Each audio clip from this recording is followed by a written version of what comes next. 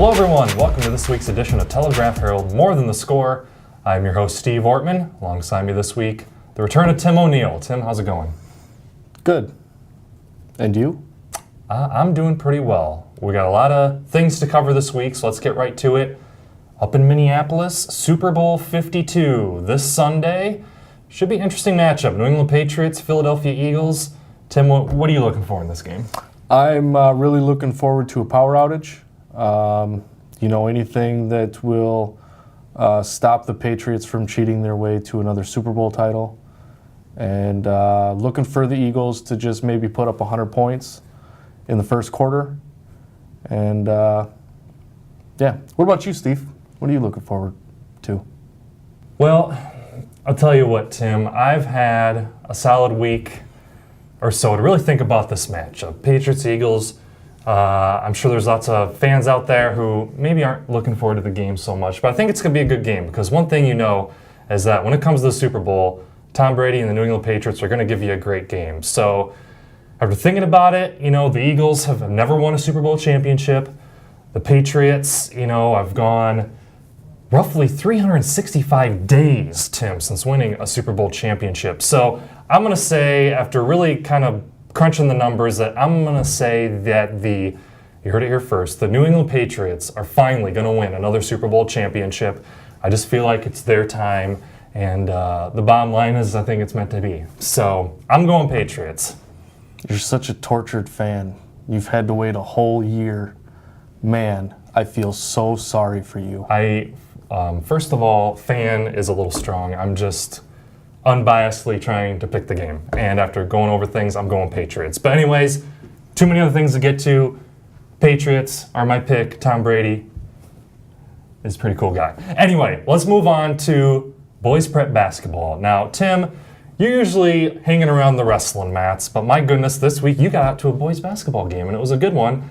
Dyersville-Beckman, Western Dubuque, and what was kind of a farewell clash between those two teams. Yeah, second meeting of the season for these teams, and because of the way the Iowa postseason is seeded, they may not ever meet again because of the different point structure you get for the size of the teams you beat. So this was the last one, and WD had a lot on the line. They had a shot to clinch at least a share of the WAMAC East Division Championship. And as you know, as you're leaving a conference, winning a title in your last season is definitely the way you want to go out. But Beckman just had a little bit too much for the Bobcats. They got a three-quarters court shot from Michael Keegan at the halftime buzzer to cut their deficit to 3, and then really took advantage of some cold shooting for the Bobcats in the third quarter to kind of take a lead, and then they held them off at the free throw line. The Blazers were 25 for 30 from the free throw line in that game, which is pretty impressive.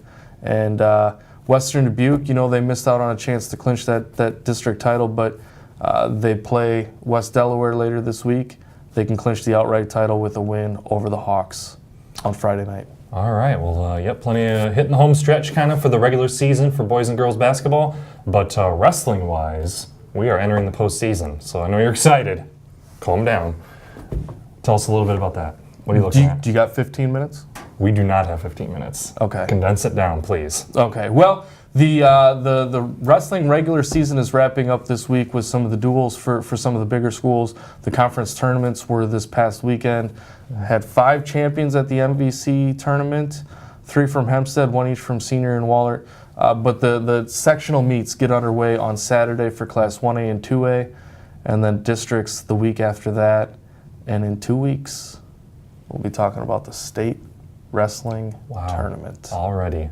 Exciting time for wrestling fans. And we want to swing back to basketball here to wrap up because last Friday night we had a great city doubleheader at Nora Gym. Wahlert Senior, it's always fun getting together for these city doubleheaders. You look at the boys' side. For the Rams, they picked up that win pretty convincingly over Wahlert, and it was the big return of Noah Carter. He had been out with a kind of a freak injury, had to get surgery, but he returned, looked really good in that ball game, going to put the Rams in good shape as we start heading towards the postseason there.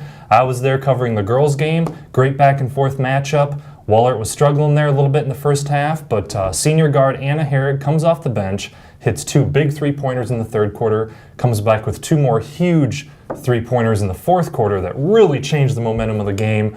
And she finished with 13 points for the Eagles, helped them pull out a 42-39 victory over the city rival Rams. Caught up with Anna after the game. Here's what she had to say about the big performance.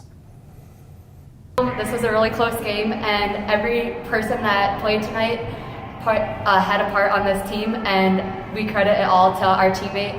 And being away, it makes it even harder because we're not in our own gym, but that didn't stop anything. And it was awesome to get this win. And for us seniors, it's our last time playing against senior.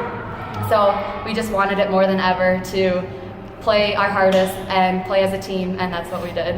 And talk about your night. 13 points. You had 4 3-pointers. You guys are down 7 in the third quarter. You hit a couple there, then you hit a couple of big ones early in the fourth quarter, really swing momentum. Like our coach says, every night can be different, and I guess tonight I was able to score, and other nights my other teammates score, and I think that's the cool thing about basketball is because you don't always have to have a person that's always scoring, but as a team we played great.